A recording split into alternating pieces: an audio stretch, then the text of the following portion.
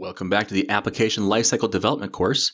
In this lesson, we're going to set up our continuous integration system. Now, that's a fancy word or a fancy phrase for essentially just building our software.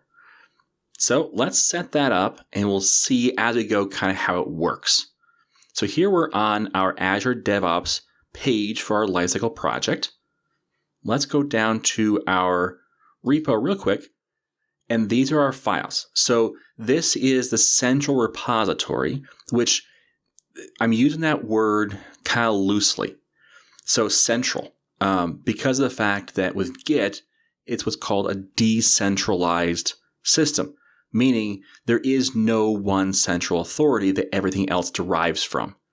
Instead, the repository on my local machine is just as full, just as real as this repository. There is no one that's over the other. I'm calling it central just from the standpoint of this is the place where everybody pulls their code from and sends their code to.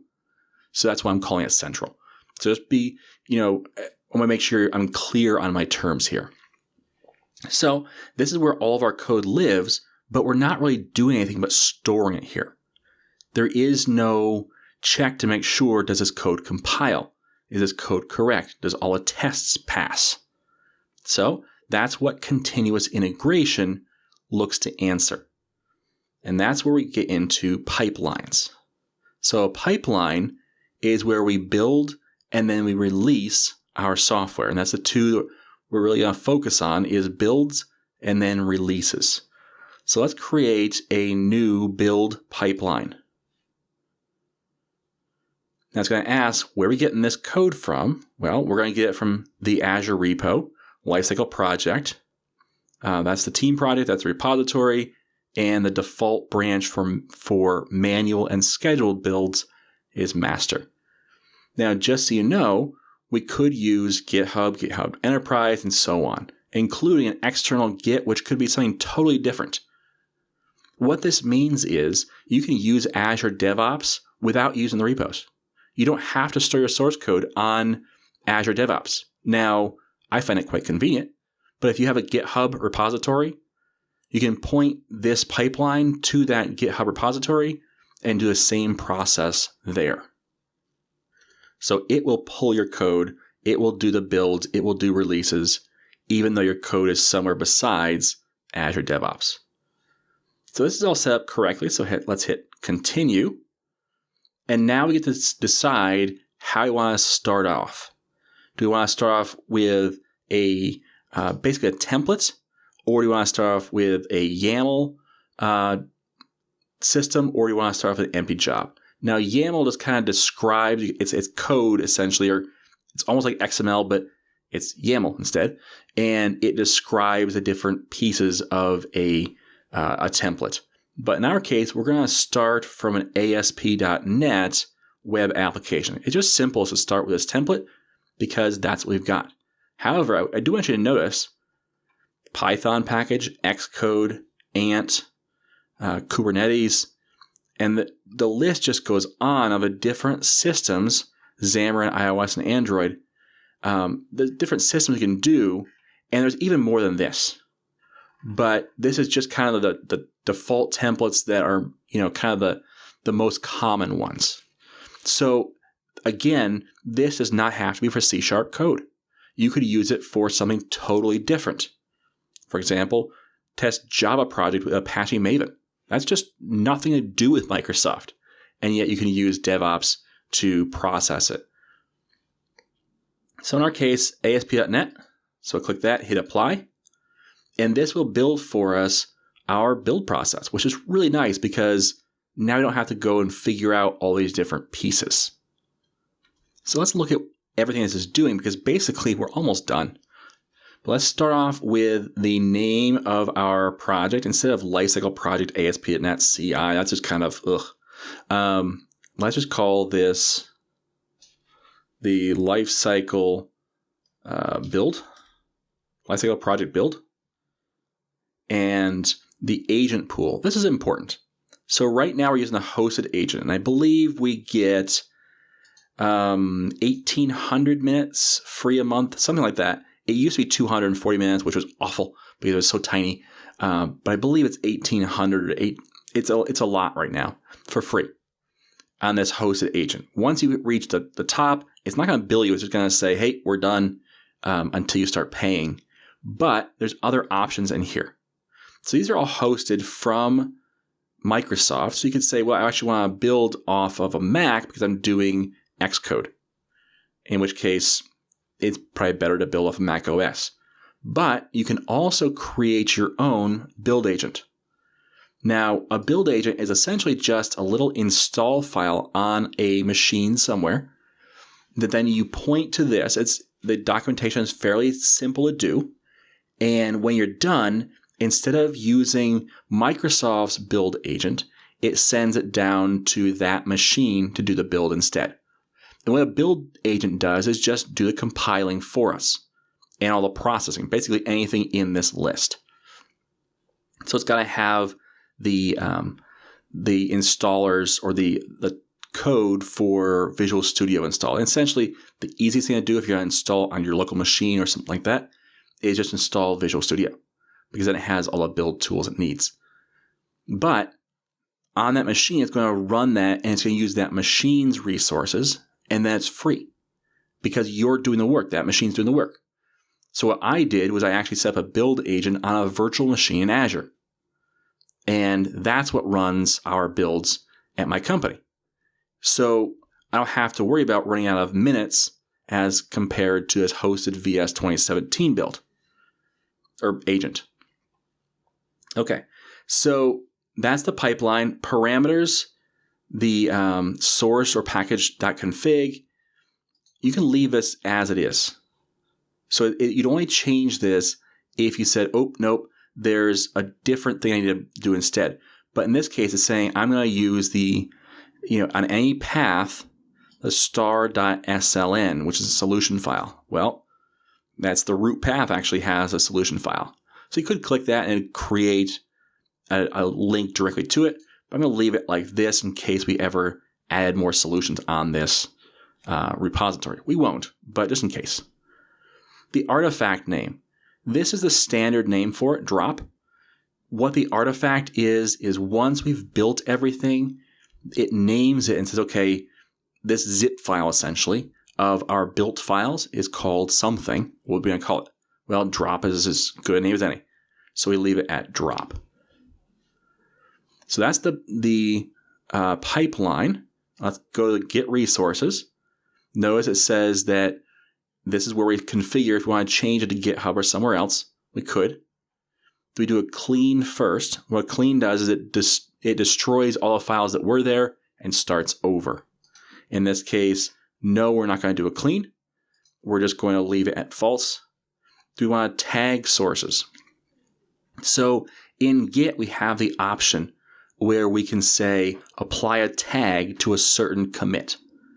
And that allows us to say, oh, this particular commit is, a version 1.2. And this particular commit is version 1.3. And that's where it stopped. So tags can be very, very useful. You can tag every build you do on success and give it a build number, or you can give it, I like to give it a date.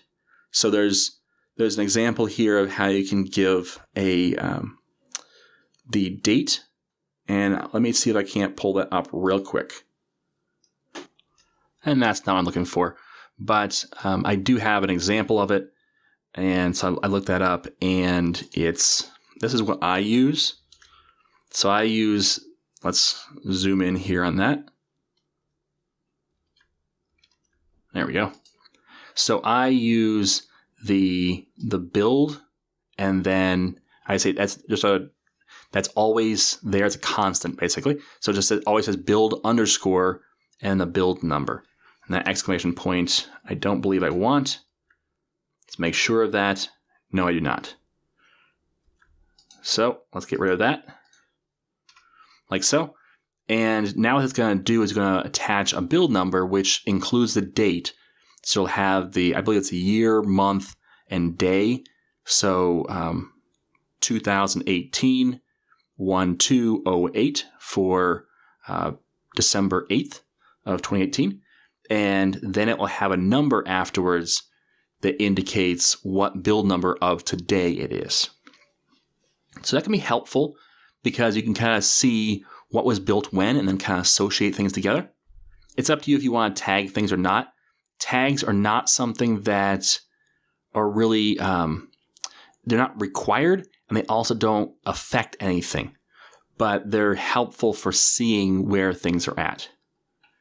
Now, this section right here is what do you want to do during this? Do you want to report the build status?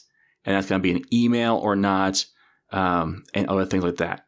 So, shallow, fetch, and all the rest, we're going to leave this as it is. That will send an email to me saying, hey, the build succeeded, the build failed, and I like that. So we're going to leave that as is. Now let's look at the agent job. The agent job we're calling agent job 1, which that's not a great name for it, but let's call this instead the lifecycle project agent job. And then we have a bunch of settings that really don't need to be changed. So the one thing it's saying right now is this agent demands you have MS Build, Visual Studio, and VS Test installed on the build agent. And what that check does is if you say, hey, I'm using my own personal build agent, that says great, but you know what? If your build agent's on a Mac, that's not going to fly because you don't have MS Build, Visual Studio, and VS Test. Even if you have Windows, if you don't have those three things installed, it's going to say, no, you can't use this build agent. So it's very careful how it works so that you're always going to get a correct build. So that's really helpful. And as you add more things over here, it'll add more things to the demand list, but you can also add your own as well. How it's going to execute the system. Now, parallelism, you're not going to get any unless you have an open source project, because this build system does really support open source. And so it's going to say, hey, if you got an open source project, no problem. We're going to allow, I believe it's 10 builds in parallel. But otherwise, pretty much if it's just you and if you're doing this for free, you're going to get one build at a time. So just know that's the case. And that's fine because you typically aren't building multiple things at once. You're typically building, one repository's code at a time. And it stacks. So worst case, you have a little bit of a traffic jam. Okay, timeout, job cancel timeout, all the rest. And we're going to leave all this standard as is. Let's start looking at the pieces of the actual agent job. So it starts off and it says grab or use NuGet 4.4.1. And so remember that we don't commit any NuGet package to our repository. That means that when we build, we have to pull down those NuGet packages. Well, it's going to get NuGet 4.4.1 to do that download, that grab of all the NuGet packages. So first make sure we have it. And once we do, then it's going to do a restore. Now, remember I said before that we're not going to use the artifacts, and because we didn't really need external package sources. If we were using external package sources, this is where it gets set up and say, well, I actually have a different NuGet feed besides just the standard one. And so we can set up our own personal NuGet feed for anything that's, company specific or otherwise. We're not going to do that today, but just know that's what that is. Now, also note, and these are pretty self-explanatory, but I want to kind of walk through so that you're comfortable with the different pieces, because even the items that aren't in this package, things that we're not doing, they function very, very similarly. So if you've seen one, you've almost seen them all. So I'll walk through all the different pieces of one. Up here is the version. So right now this is version 2. But there's a version 1 or version 2.star. There's a 1.star and O.star. The difference is that Azure DevOps does not want to break your builds. And so if they make a breaking change to how a package works, then what they're going to do is they're going to create, or how, in this case, NuGet restore works. They're going to create a new major version. So any breaking changes to this current version will get a version 3 star. And then your restore will still be stuck on whatever, or be paused on whatever major version you chose. So you might come in here and say, oh, well, that's a 3 star. You can move to that. Just be careful to check your build afterwards to make sure it still works. And if it doesn't, revert back to 2 star until you have a chance to figure out how to make it different or make it work. So in this case, we're going to use the latest version, because whenever you're creating a new build pipeline, you should always use the latest stuff. So the name is NuGet restore. We could change that if you wanted to, but it's pretty self-explanatory. The command is restore. And here's where it's going to point to. That all is just standard stuff. It's going to look for our solution and do a NuGet restore on that solution. And what that'll do is it'll point to the packages.json file, if that's what we're using, and it will do the restore from that. So essentially, you can leave all of this as standard out of the gate. There is the idea of disabling local cache. So what local cache is when you do this build the first time, it's going to bring down these packages. But the next time you do a build, if it's the same version, why bring it down and download it again when you can have it locally on your build server? And so that's called a cache. And so a local cache is going to pull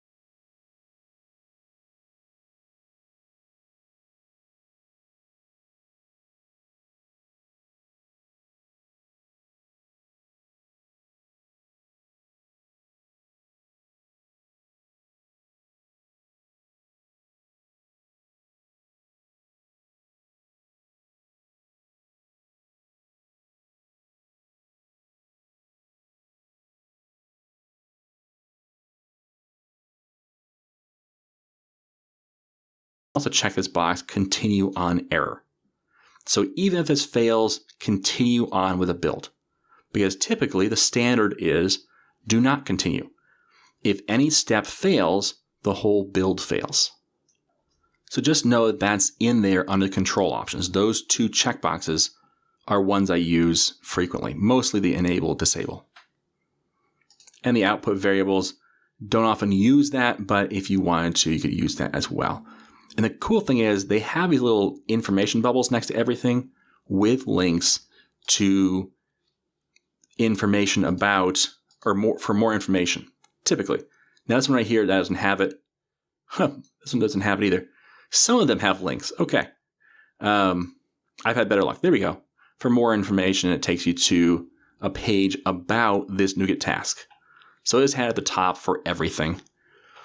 And it has all the information about this and the various commands and other things you could do, including at the very top, if you noticed, the YAML script. So there's the YAML script for this task. But we don't need that. We can use the visual editor instead. So I'm done this task. I don't need to do anything to save it because I save the overall package. I haven't done that yet. I need to, but I'll go through all the rest of the steps first. So the steps this build agent's going to go through are get NuGet, then restore the packages, And that's after it gets the source. So it gets the source first, which that comes from our Git repository. So get the source, then it's going to get NuGet, restore the packages for our source, then it's going to build the solution. And this build process is version 1.0 or 1.8 star. It's going to build the solution with the latest version of Visual Studio, and here's the arguments. And so here's all the arguments for building this application. And there's configuration if you want to clean or not. Again, there's the control options we could use. And there are some advanced things here like restore NuGet packages, which we do not want to do. Because if you notice right here, it says this option is deprecated. Instead, we use the NuGet restore up here as a separate task versus right on the build process. And then the build architecture. So if you want to use the x86 or x64, you get to choose right there. Typically, I find that you can just leave it as it is. Test assemblies. So once you've done your build, then it's going to say, let's run some tests. If you have unit tests attached to your solution, let's go ahead and find those and run those. Now you can run only impacted tests. I don't like to do that. I want to run every test. And there's a whole bunch of configuration for your tests, like do you want to have code coverage enabled? Do you want to run the tests in isolation and parallel? Do you want to rerun failed tests? Maybe it's a timing issue, something like that. But essentially, again, I keep these as standard.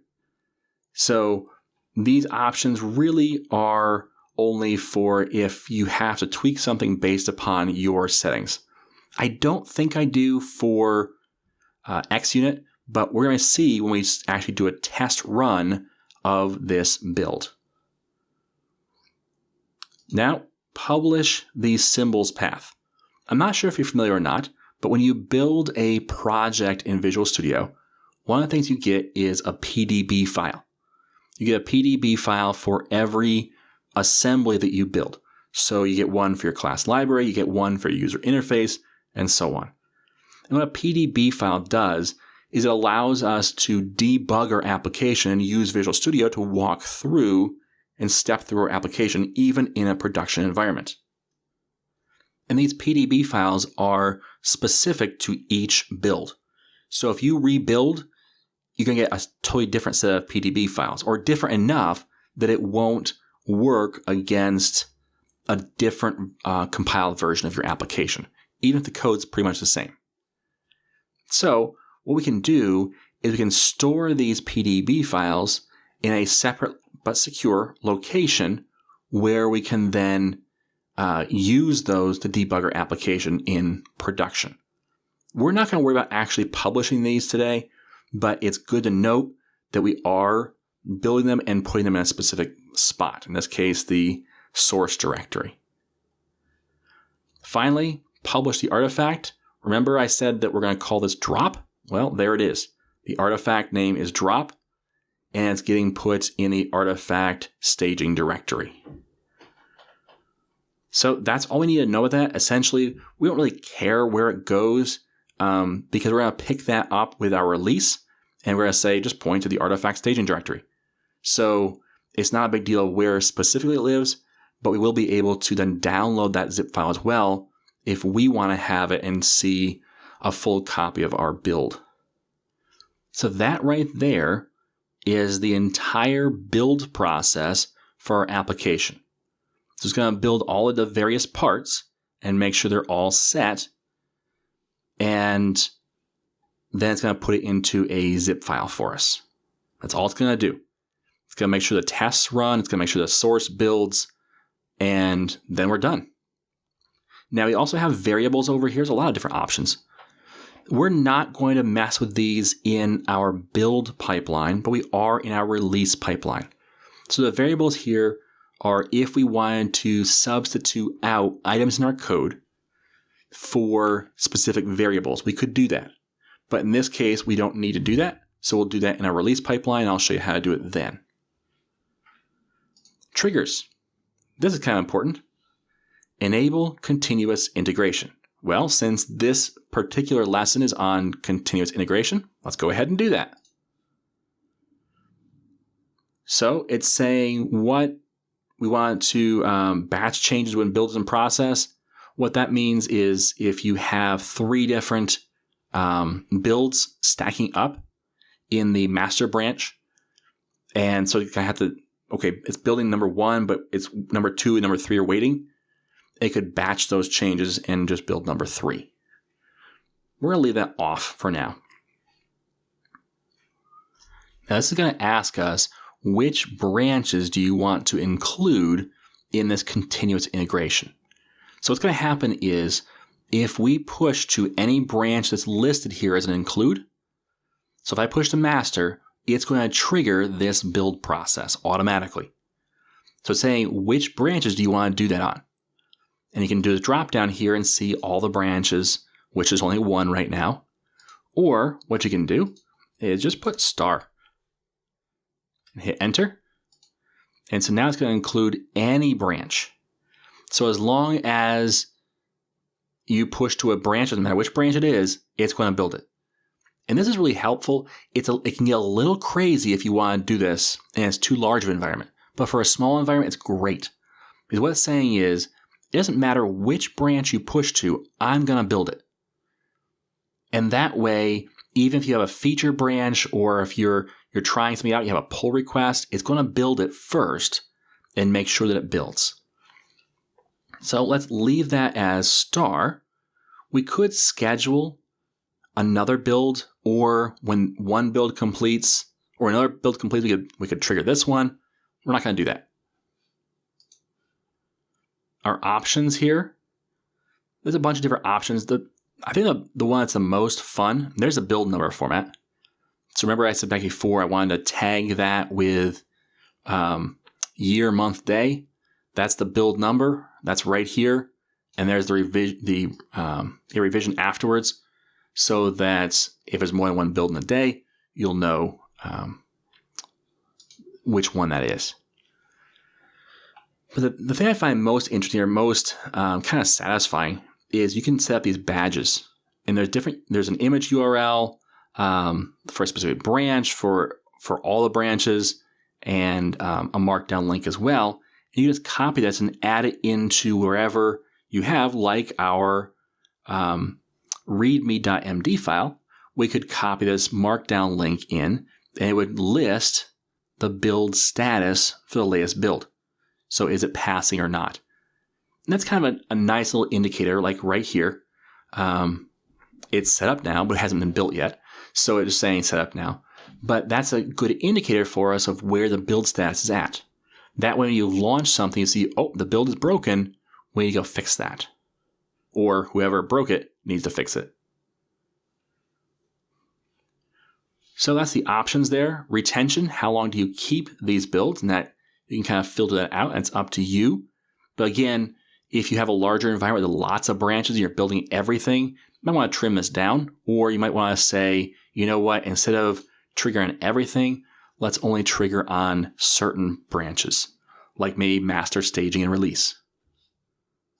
And then here's the history of this build process. So before we go on, I do want to point out one more thing that I didn't really cover, and that is, what if there's another task here that's missing? That's where you hit the plus sign. And this is, I think, is really cool, because these tabs right here are what's built into Azure DevOps. And there's a lot of stuff here. So for example, if you say, you know what, I want to FTP this files right from my build, not even from my releases, right from the build, I want to FTP these files. Just search for FTP, which I shudder a little bit thinking about FTP, but there you go. You can click FTP and add that. And now, notice it comes to the bottom, but you can drag it up to wherever you want it to be. And you fill in the information.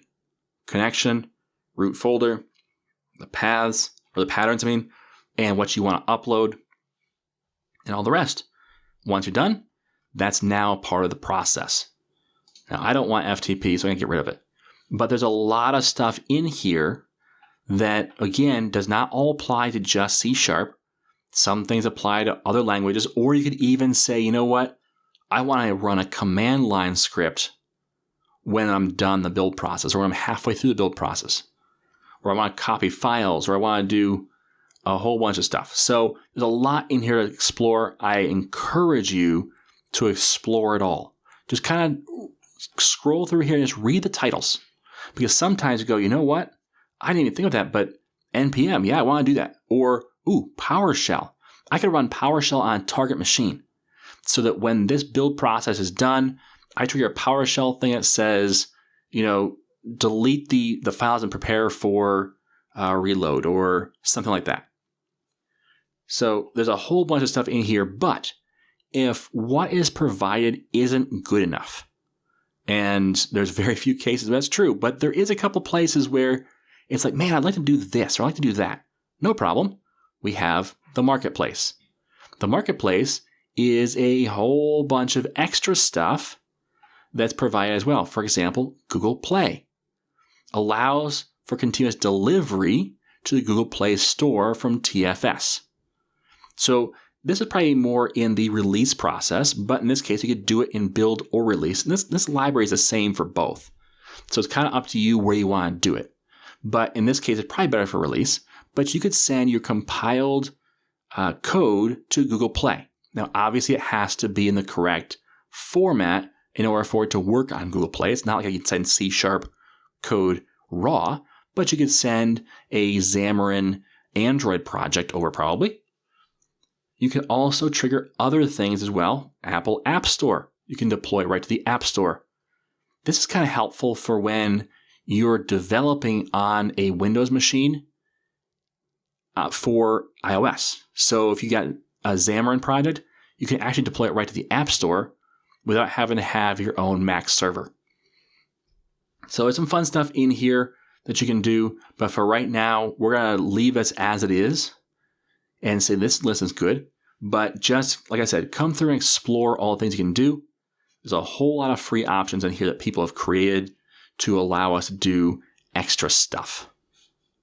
Okay, so I have options here, save or save and queue. What a save and queue does is it's going to save the changes that I made, but then it's also going to create a new build for me to test this out.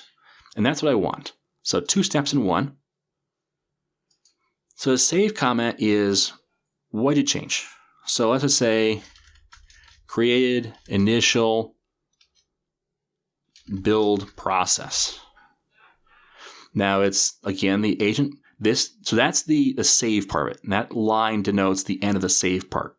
Then down here is the queue part. When I'm adding a new thing to the queue to start this build process off, I'm saying here's the agent pool and the branch. Since I'm doing it manually, it's going to give me my default, but I can choose something different if I wanted to. In this case, I'm fine where I'm at. So I'm going to hit save and queue. Now that's done. I can click on the build number to go right to that build.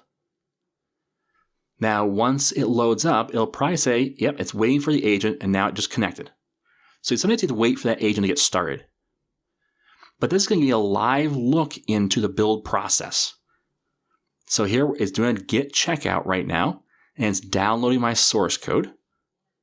Now it's doing, you got NuGet, now it's doing NuGet restore. So you'll watch the restore process go through, and if we see any errors, they'll pop up here, but it will also tell me. So as this process goes, we can kind of, again, it's breaking it down by different sections. So checkout, get NuGet package, NuGet restore. We still have build solution, test, publish, symbols, publish artifacts, and cleanup. But inside each job, it gives us the command line version of what's going on. So NuGet restore just completed. Now we'll walk through the build process itself. It's going to have a whole bunch of stuff in here, but hopefully it should just go ahead and build. In this case, I think it will. I don't think we have anything that should break the build. It will give us the warnings in here as well. So if you see warnings in here, that's something to go back and look through and just make sure that you address. Since warnings they don't stop the build, but it is something you should at least look at and be aware of. All right, should be almost done. It's created the directory for the release for the bin object folder. And there we go, it's done. Now it's running the test assemblies. Let's see what it finds, see if we have to do some changes for XUnit or not. And we should see if tests passed or not. It's doing a discovery of tests. There's our test right there. Oh, we just missed it. But it did say that our test passed. So we'll come back to that in just a minute. But we're going to do our publish first. Let's watch that go through. It's done already for the symbols. The artifacts are done. And the checkout is done as well. So we're done. And it applied a label to it. But let's go back through and look at the test assemblies. And this is the whole process for what goes through. And you can kind of read through and see what's happening. And if you have an error, you can go through and actually look at the line and see kind of what it was doing before the error to see where the error actually is. But down here, and let's kind of zoom in here because it's kind of small. We have the one test. We should add more tests, but the one test, let's see, it says passed, and here's the test. Divide, simple value should calculate, x is 4, y is 2, expected is 2, and that passed. So that was our one test. We have total tests of 1, passed test 1, 0 failed, and 0 skipped. So therefore we had a successful test run. It ran in 7.8 seconds. So that's our test adapter without doing any extra configuration, even though it's not the Microsoft test or the MS test. Instead, it is the XUnit test. It still picked it up with the adapter. And that's the console adapter, I believe. It grabbed it, it ran it, it processed it, and it checked all of our tests for us. So let's go look now back at our builds over here. There's our lifecycle project build, and we have our history. There's one build, and that's build number. And here's the build number. Let's zoom in on this. The build number is 2018, December 8th, and it's the first build of the day. And it's on branch master. Because don't forget, we can build on different branches. Now, this was a manually kicked off build, but that allows us to see the various parts of it. Okay, let's look at more information about this particular build. So if I click on this, we saw this already, but let's go over here to the summary. And the summary is kind of neat because it tells us kind of an overview of what this build has done or what this build's about. So for example, at the very bottom down here, associated changes, 7 commits. So it's 7 things that have been changed since the last build. Then it was manually queued, so it was not part of the continuous integration. The pipeline succeeded, the test succeeded. This is kind of neat. If we click on tests, we get this neat little graphic that shows us how many tests, how many passed, how many failed, how many were other, and then the percentage and how long they took to run. And notice that these are comparisons to previous builds. Since there is no previous build, they're comparing themselves to themselves. So obviously, if you add more tests, this should go up as far as duration.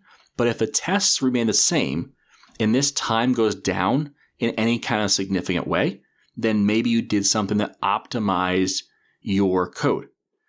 Conversely, if the number of tests don't change, but this time goes up, then you've probably done something to negatively impact the performance of your code. It's just a nice little indicator to say, maybe you should look at that some more. Now, kind of cool. You get a little trophy for no test failures, which I think you should at work too. But that's all the information. There is no linked bugs here. When there is, we'll see more information about that as well. So the summary also tells us, here's the artifacts, and we can download them if you wanted to. So you can download the drop or view the content. And also, there are no deployments for this particular build. We're going to change that in the near future. But for right now, we're set at no deployments. So let's go ahead and look at the drops contents. We're going to view them, not download them. inside here we have our 4 files that were created, and then we have this zip file. And inside there are all the build files for the MVC lifecycle. So we're going to use those in the future for deploying. Also note you can get that from this blue drop down right here. We can see the drop artifacts just the same way. And then you can also download the logs and do other things as well. For example, add a tag or retain this build. Typically, you don't need to retain builds. The only time you need to retain builds is if you need to roll back, which we're already retaining, I believe, 10 builds, which seems plenty. But if you need to roll back or if you needed to use them for some other purpose. But since we're doing deployment automatically, that shouldn't be a problem. Now, if you need to make a change to your pipeline, which it's great that it works right out of the box. I mean, we really didn't change much of anything, and it just worked for an MVC application. Part of that is because Microsoft knows C#.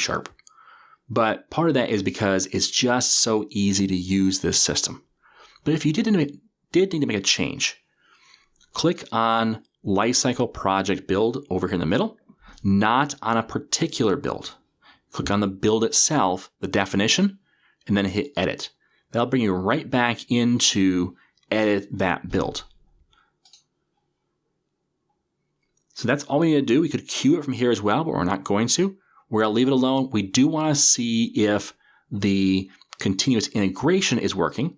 So let's edit this again and go into our options. Come down here. Notice it says green succeeded down here in our status badge. That's what's going to show up when we put a badge somewhere. So let's grab this markdown link, copy to the clipboard. I come over here to my repo, to my files. I'm going to change my README file. Now, I could change this locally, but remember I can change it right here and it will create a commit for me. So let's go ahead and do that. And hit edit. And before the introduction, I'm just going to paste that build status in. That's all I'm going to do. We can do a preview on that. And there we go. There's a nice little preview. Let's actually take that extra line out. That looks fine. So now we've got this little button here that shows us the status of our pipeline in that we've got a successful build. So I can hit commit. Update README to include build. I'm not going to put a message on this because it's really build indicator. I'm not going to put a message on this because it's so simple that I don't think I need to. And there is no work item to tag it to. Hit commit. And so now I've created a new commit. Which, what should that do? That should kick off an automatic build. I didn't touch anything. But notice here we've got this blue circle indicator, which actually indicates that it's queued. If I click on this, and now it's running. Sorry, running. There's another one that's really close to it that looks like queued, but now it's running my build. If I come back out of here, you can just see it's running. You don't know what step it's on, but you click on it, it'll go right to a step it's at and show you the running process. So once this is done, and I'll pause the video so you don't have to wait for it again, but once this is done, we'll be able to see the new status on our README page. All right, so it's finished now. Let's go back over to our builds. And now you see both have passed. We want to dive into this build and let's go to test. Just look and notice we're actually down almost a full second. And that's just kind of the test adapter getting spun up. But we haven't seen any difference here, so there's no indicator that we've changed our passing test percentage. Now if we go to our overview page, notice it still says Azure Pipelines is succeeded for the build. Now remember, you can dial these in for specific branches. So you could say, here's our development branch, which is called master. Here's staging, and here is production or release. And so you'd actually have 3 different indicators to tell us, well, release is successful, but right now development is broken. So we can do that, and maybe we will in the future, but for right now, this just tells us the latest build was successful. That's all there is to continuous integration. Now, every time we commit a change to our repository here on Azure DevOps, it's going to build our project for us. Next, we'll set up our continuous deployment, which typically you hear CI/CD, as in continuous integration, continuous deployment, because typically these go hand in hand. I'm sure you can see why.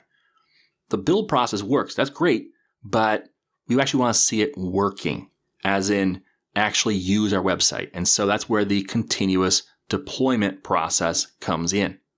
So we'll do that next.